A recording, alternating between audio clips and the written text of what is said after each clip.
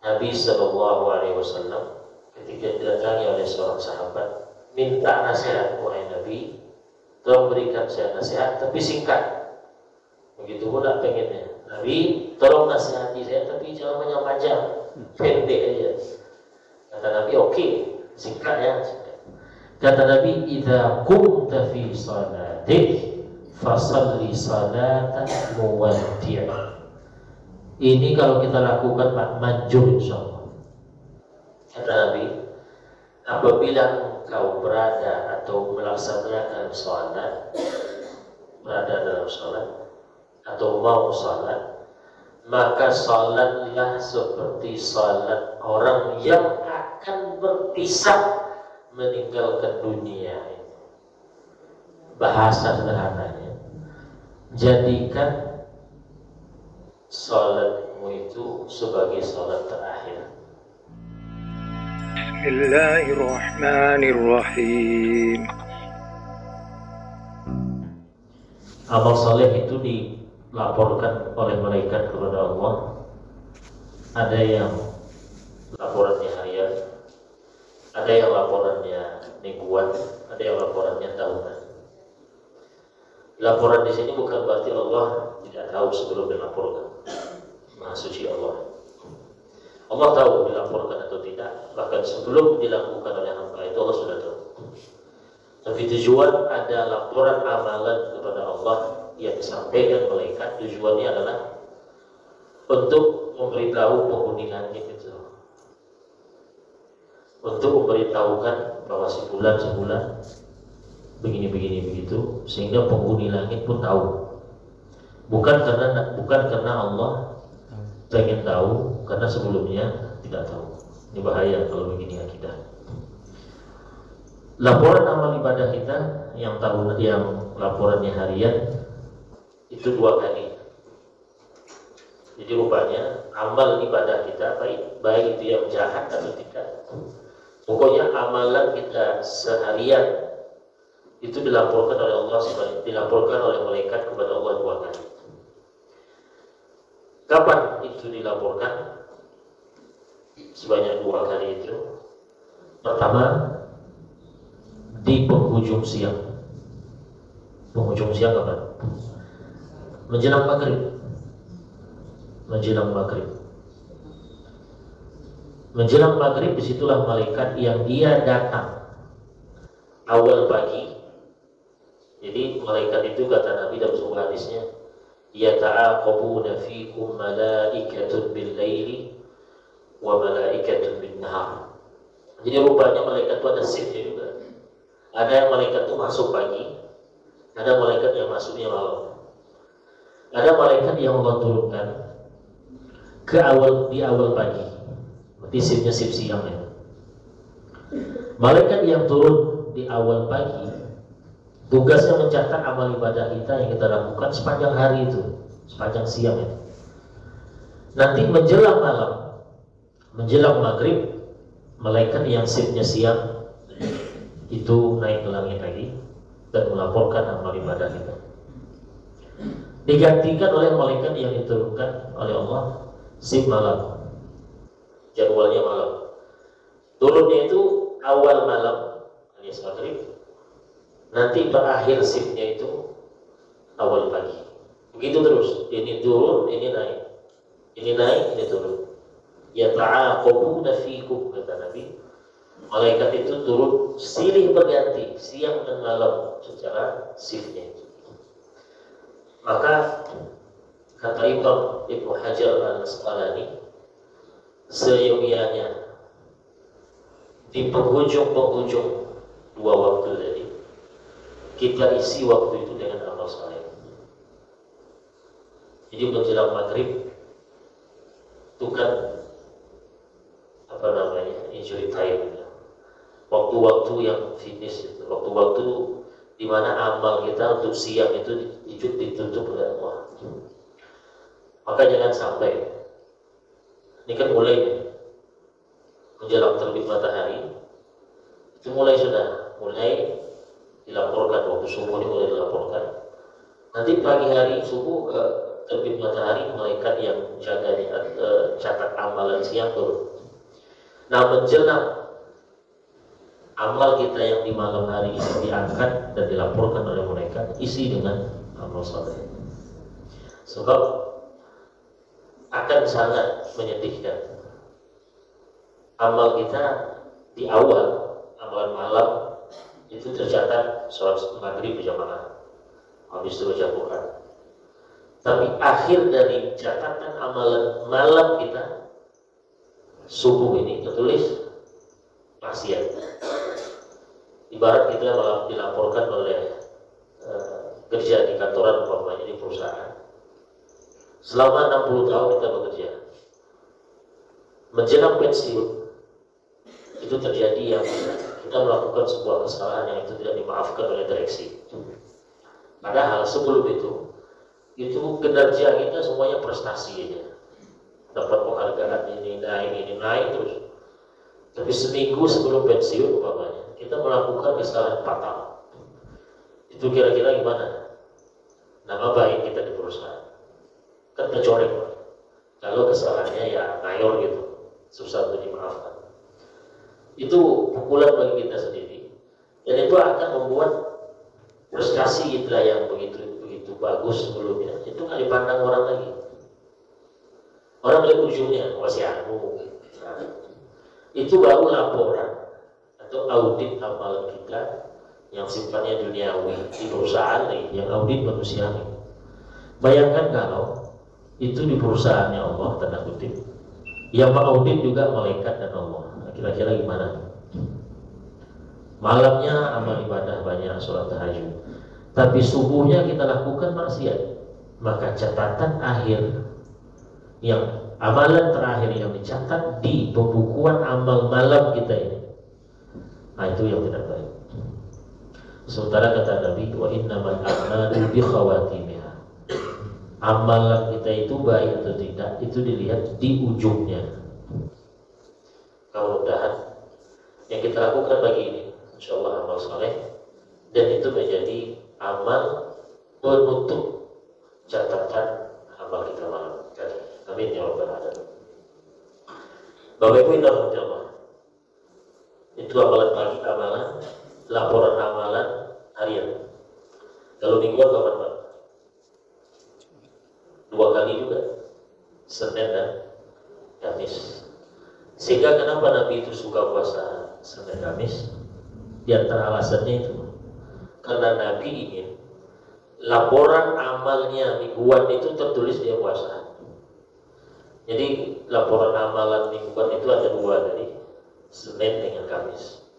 Berarti kalau Senin diangkat berarti Selasa, Rabu, itu catatan baru itu mingguan.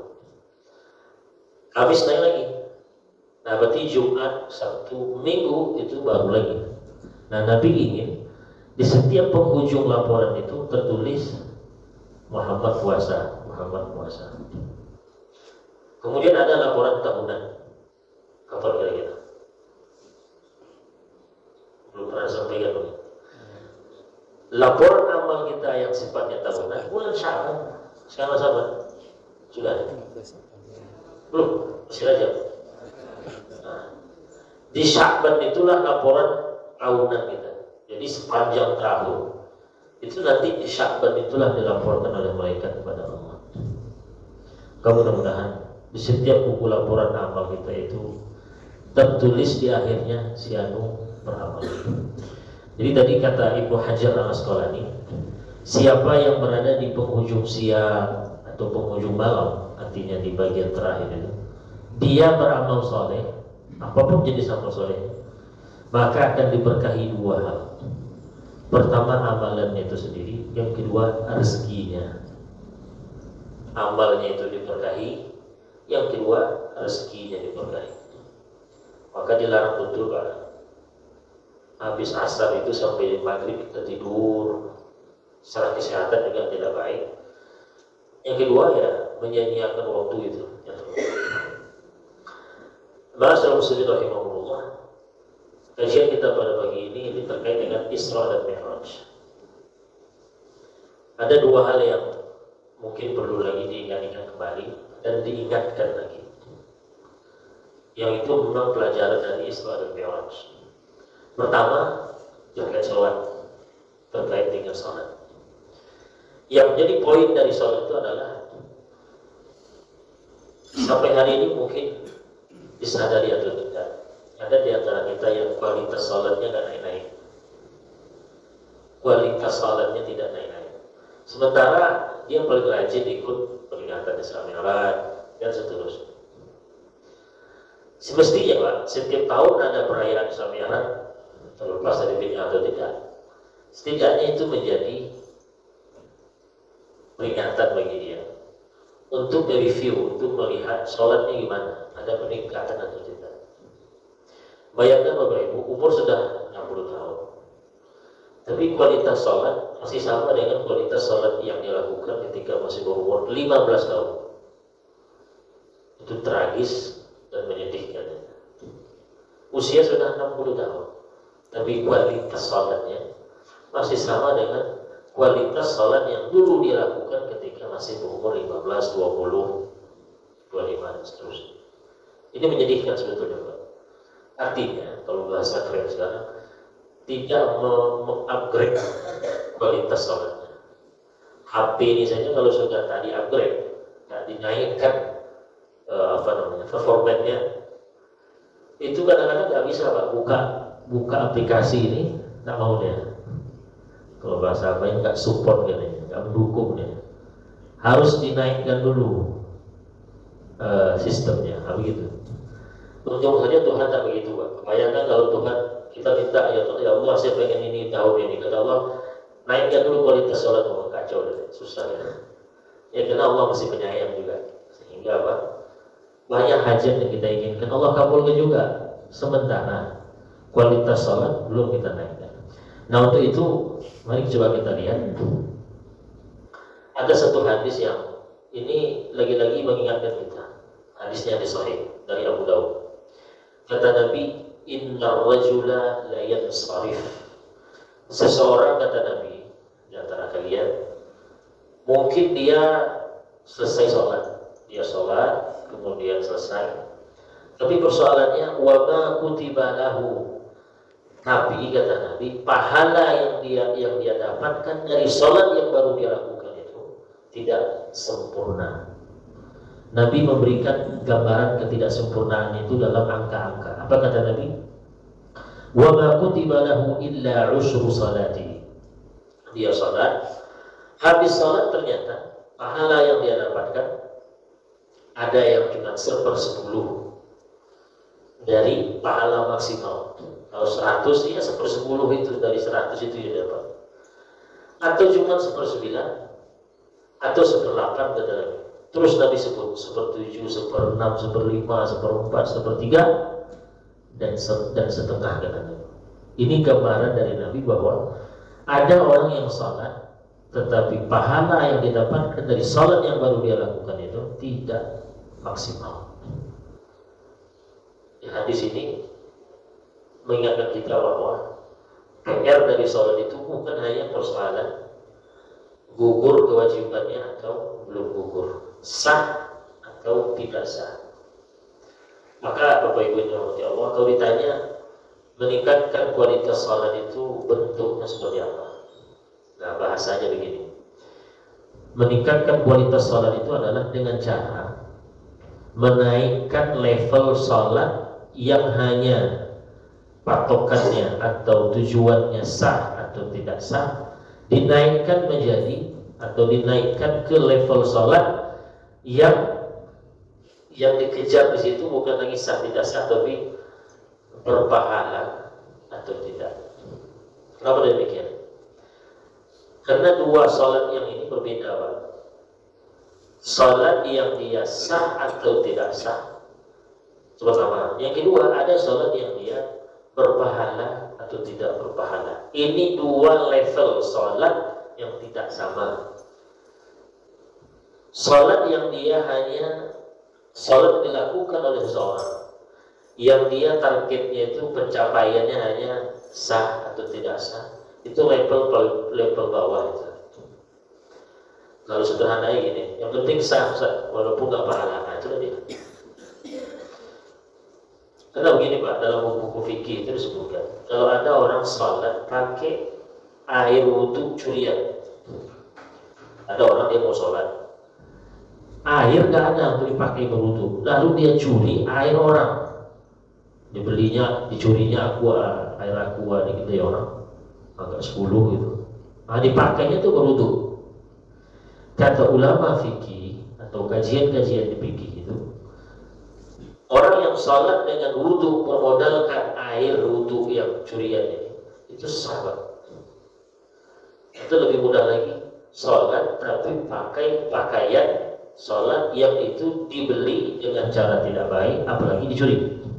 Saya sholat dengan peci, yang peci ini sampai hari belum saya bayar, sementara saya sanggup, saya tunda-tunda, orang minta-minta, saya beralasan, itulah Pak. Nah saya pakai untuk sholat. Itu sholat pakai sejadah yang itu hasil curian. Kalau hitung-hitungan fikih, ini bukan hitungan quick one ya, tapi quick count. Hitung-hitungan fikih itu sah. Arti sah di sini artinya sholat kita dianggap sudah selesai, tidak lagi ada kewajiban untuk melakukan sholat itu.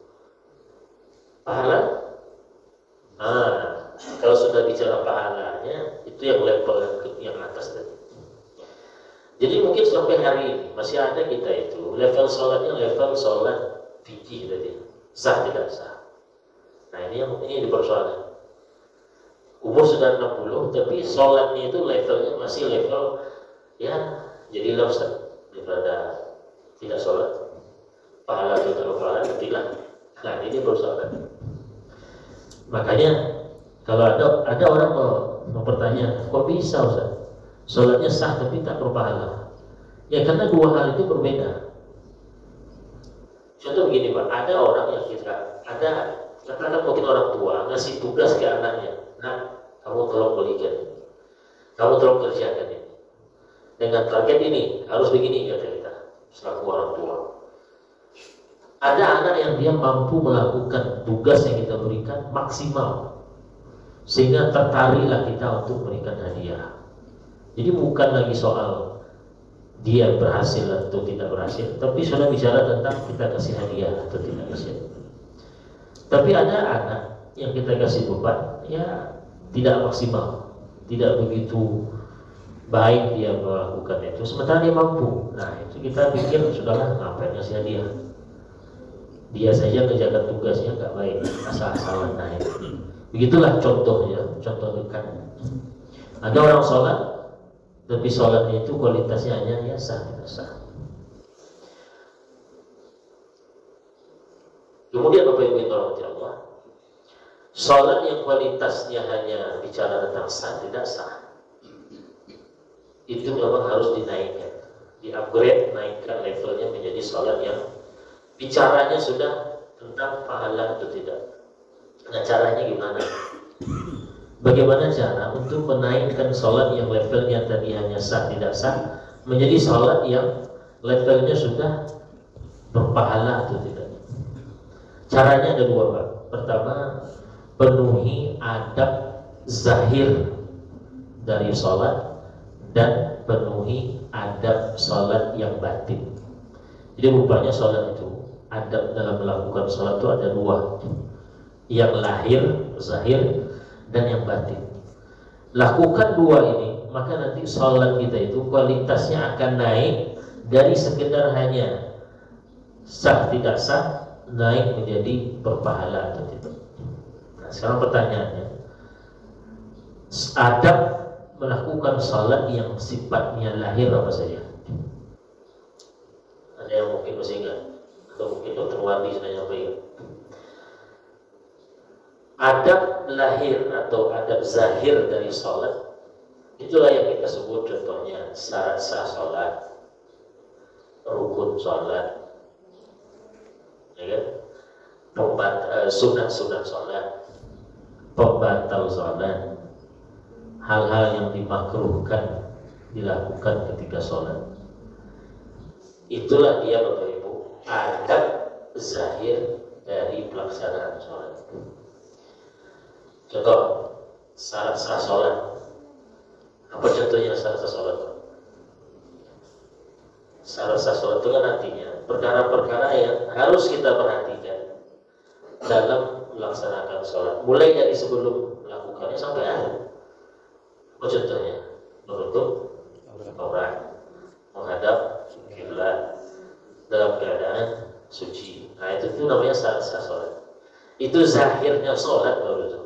Berwudu, menghadap kiblat, tutup aurat, bersih dari najis. Itu baru adab sholat secara lahir. Hanya bicara sah atau tidak. Apa contohnya?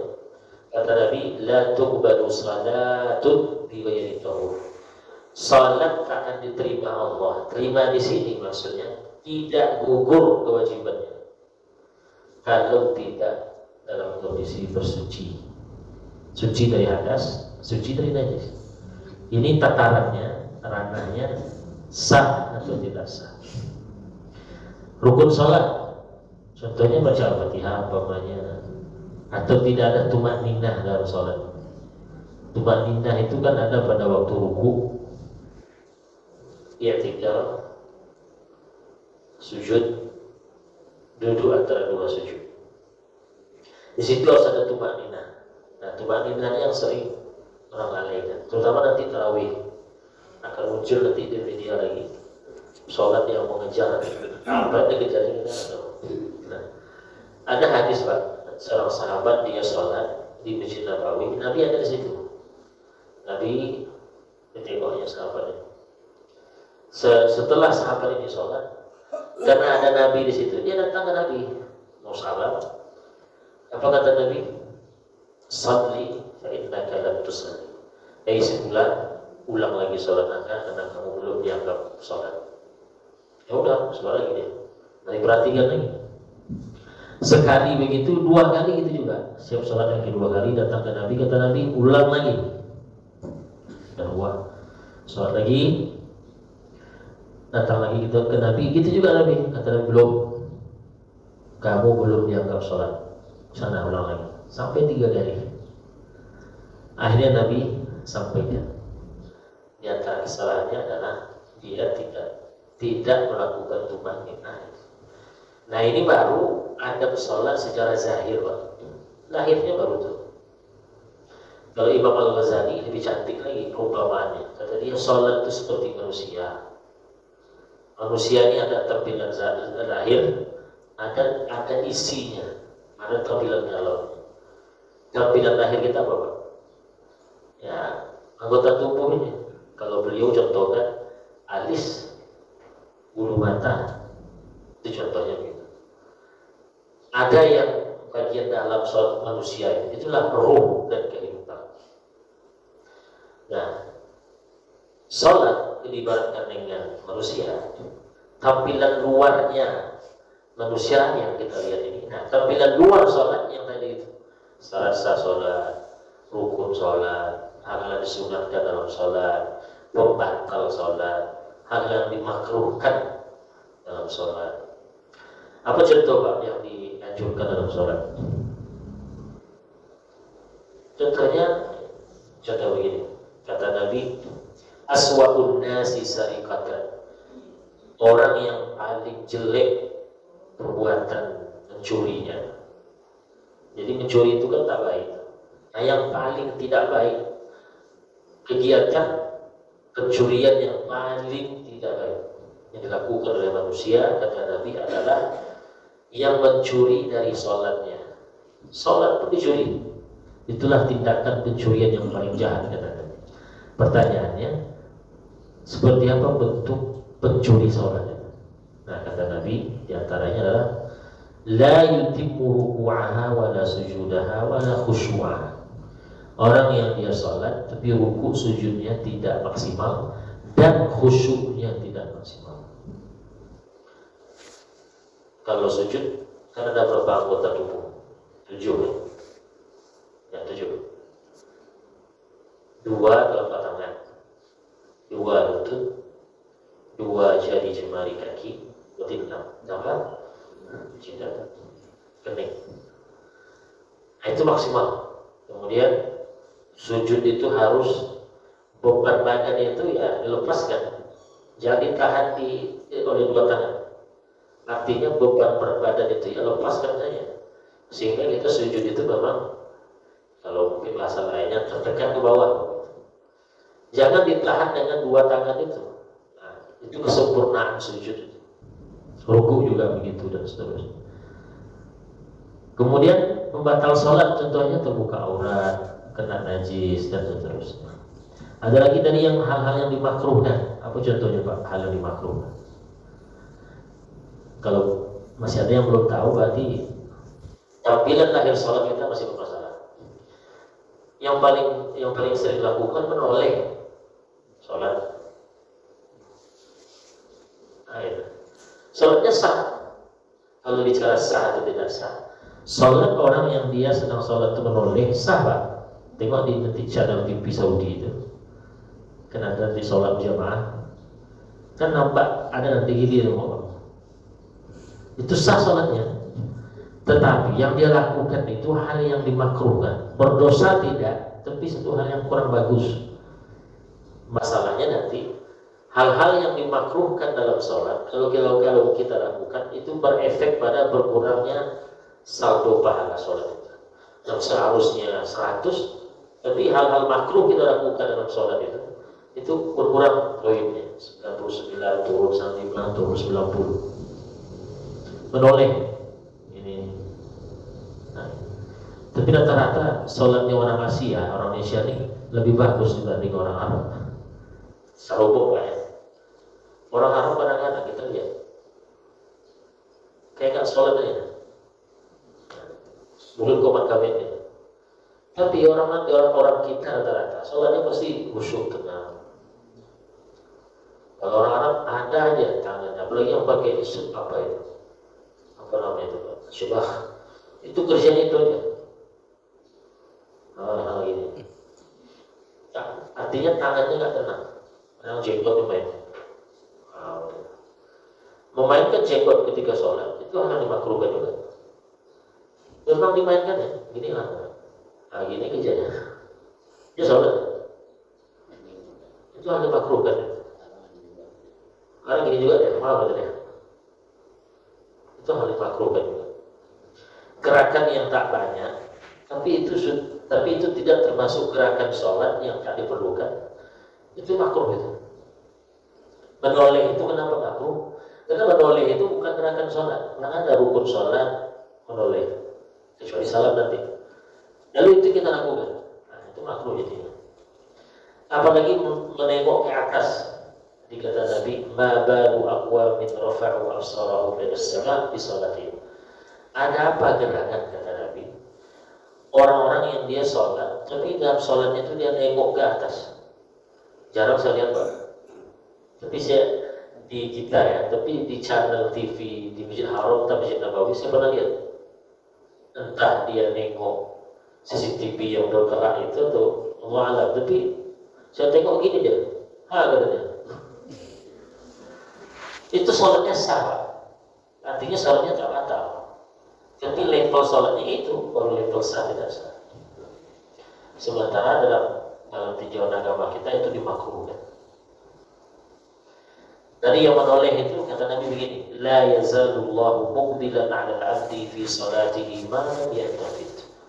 Allah akan terus memperhatikan, menengok sholat kita selama orang yang sholat itu tidak noleh-noleh, tidak melirik kiri kanan, menoleh kiri kanan. Jadi selama kita sholatnya tidak menoleh, tidak menoleh ke kiri kanan, selama itulah Allah memperhatikan sholat kita. Fa'idha sarafa wajhahu insarafa. Kalau seseorang yang sholat itu sudah noleh-noleh, kata Nabi, Allah tidak lagi memperhatikan sholat hamba. Sama lagi nih Pak, terus saja dia kita adalah kita ingin ngobrol serius dengan seseorang di kafe, ngobrol kita ngomonglah kita, dan kita ingin kawan memperhatikan. Tapi pas kita ngomong, kawan tuh HP kanan kiri. Kalau nggak pengen nabok kepalanya, mungkin kita sudah, nah, sekian sama ngomong kita, tak mau kita sambung, ya kan? Kita ngobrol, kawan asik aja nengok-nengok atas, bawah, apa gitu. Nampak tak seriusnya memperhatikan ucapan itu kesal kita tuh. Kita ada sendiri dia balik kali. Nah gitulah contohnya. Sholat boleh kiri kanan, ketawa adalah. Nah itu contoh teladan. Nah sekarang contoh adab batinnya, adab batin sholat. Ada dua di antaranya, Pak. Pertama khusyuk tadi. Pertama menghadirkan hati. Bahasa kitanya fokus lah. Hadisnya begini, Pak. Kita mulai dulu dari pernyataan Ibnu Abbas, ucapan sahabat Nabi bernama Ibnu Abbas. Apa kata beliau? Laisa laka min salatika illa ma aqalta minha. Kata Ibnu Abbas, dan ini tak mungkin Ibnu Abbas itu bicara dari pikiran sendiri, karena ini bicara tentang pahala atau tidak. Pahala dari sholatmu, kata Nabi, kata Ibnu Abbas, besar atau kecilnya, maksimal atau tidaknya, itu sesuai dengan ma aqalta minha. Ini yang penting. Pahala yang kita dapatkan dari sholat yang kita lakukan itu sesuai dengan kadar sejauh mana kita sholat itu kita sadari, kita pahami, kita lakukan dengan fokus. Kalau kita fokus sholat dari awal sampai akhir, berarti 100 itu pahala. Tapi kalau cuma setengah dari sholat itu kita fokus, berarti setengah juga pahala. Jadi tidak berapa lama kita sholat. Dari sekian sholat itu kira-kira berapa sholat yang kita fokusnya dari awal sampai akhir. Nah itu PR kita setiap hari, setiap sholat. Dan memang masing-masing kita yang tahu. Allahu Akbar, ingat PR di kantor. Oh tinggal selebar tadi bersiap lagi. Tapi itulah. Jadi Bapak Ibu, kualitas sholat yang teratas tadi itu, pahala itu yang menjadi targetnya sudah, itulah dia. Jadi tak ada lagi persoalan batal atau tidak batal. Itu level bawah itu. Yang level atas itu pahalanya maksimal atau tidak selesai. Nah itu lagi. Sudah itu pembicaraannya kalau sholat yang sudah level atas itu. Dan itu memang mau tidak mau, ibu-ibu sekalian, itu memang perlu dilatih. Nah hadis lagi begini. Tentang tadi menghadirkan hati, Pak. Jadi menghadirkan hati itu artinya fokus. Ibu-ibu kalau masak, kalau tak menghadirkan hati saat itu, tidak. Artinya memang badannya aja motong-motong cabai itu, tapi hati mikirkan apa isi WA suami saya tadi. Itu dijamin entah apa yang terpotong, entah apa yang kurang, entah garam, entah apa, pasti itu. Kenapa? Ibu tidak fokus mengerjakan. Seperti apa ibu fokus memasak, seperti itu juga hendaknya sholat itu fokus. Sama kita, Pak. Ada orang main HP nggak fokus, Pak. Nah, biasanya kalau sudah pegang HP fokus. Begitu juga lah hendaknya sholat. Baik, yang kedua, Pak, mentadaburi bacaan sholat. Mentadaburi bacaan sholat. Ini juga termasuk adab batin sholat. Memang kalau kita tidak tadaburi bacaan sholat kita sah. Tapi persoalannya, mau nggak naik level sholat? Kalau mau tidak mau, mentadaburinya. Nah, kalau segitanya menghayati bacaan-bacaan dan kondisi-kondisi gerakan kita. Itulah yang disebut dengan mentadabur. Ada hadis begini, Pak. Inna fis salati lasulah.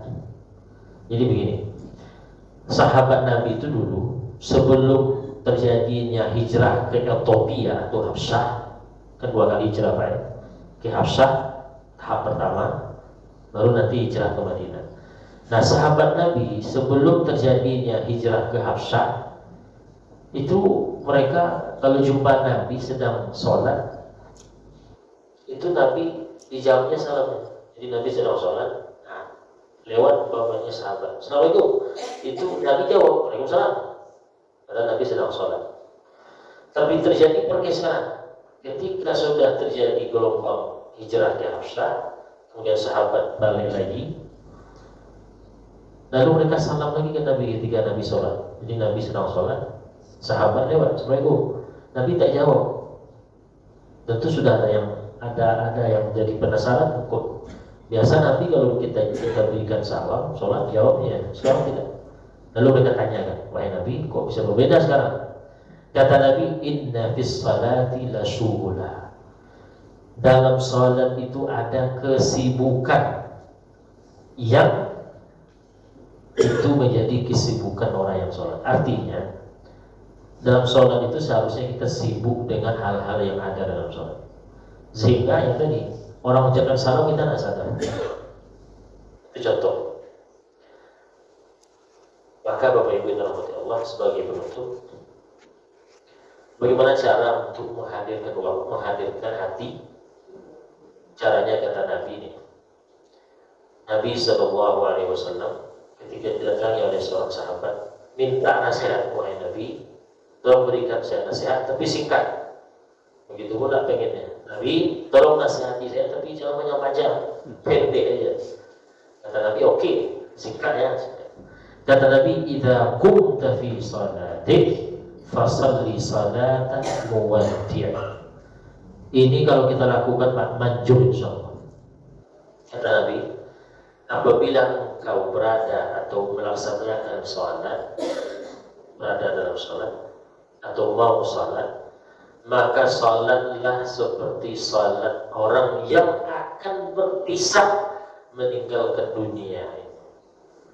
Bahasa sederhananya, jadikan sholatmu itu sebagai sholat terakhir. Sholat subuh tadi, rasakan di hati, jangan-jangan itu sholat terakhir saya. Artinya nak sholat lagi setelah itu, disolatkan orang lagi. Kalau itu yang kita hadirkan, Pak, insya Allah akan main-main lagi sholat. Malu kita rasanya. Itu sholat terakhir, itu pula yang sholatnya main-main. Lihat saudara. Jadi kata Nabi, kalau engkau mau sholat, maka posisikan sholatmu yang itu sebagai sholat terakhir. Maka di Mesir itu biasanya Pak, ada beberapa masjid yang kita kalau mau sholat, imamnya itu selain berpesan istawu, wa'tadilu, rapat, lurus, pesannya juga begini, sallu salata muwaddi'. Wahai makmum jemaah, mari kita sholat seperti sholat orang yang akan meninggalkan dunia ini. Wah, itu pesannya imam. Dan itu memang mau tidak mau dilatih Pak. Tidak bisa langsung sholat, hadirkan, ya Allah, jangan-jangan ini sholat terakhir. Kalau sudah bicara terakhir Pak, sudahlah itu. Kayak ibu-ibu tadi ketika masak, bayangkan ini masakan terakhir kita untuk suami, untuk anak. Mau tidak main-main saya? Akan mau kita main-main memasak ini.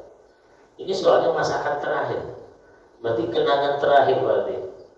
Nah mungkin kita rasanya asal-asalan. Begitu juga sholat. Bapak Ibu yang dirahmati Allah, maka mudah-mudahan dengan penjelasan ini kita bisa sama-sama untuk meningkatkan kualitas sholat kita. Bagi yang memang masih paling bawah betul, kan ubah dari levelnya Pak. Sholat yang bicara sah tidak sah, naik ke sholat yang bicara berpahala atau tidak. Ada yang level paling bawah, yaitu sholat yang adab batin, adab lahir sholat saja tidak dipenuhinya. Nah itu paling gawat sudah itu. Itu kalau bisa cepat-cepat sebelum azan datang. Sholat tak pakai wudu, sholat asal-asalan, artinya pakaiannya terbuka aurat. Itu kan level sholat paling bawah. Kalau ada yang begini, umurnya sudah puluhan tahun, itu sholat kena jalan-jalan. Hari itu Pak. Cuma kadang-kadang yang begini ini kita tak begitu perhatian. Nah, jadi persoalannya. Baik, ada pertanyaan atau tidak ada? Kok lontong apa lagi jadi baru? Tak ada Pak ya? Baik, mudah-mudahan bermanfaat, terutama buat saya pribadi lebih dahulu, dan saya tutup. Assalamualaikum warahmatullahi wabarakatuh.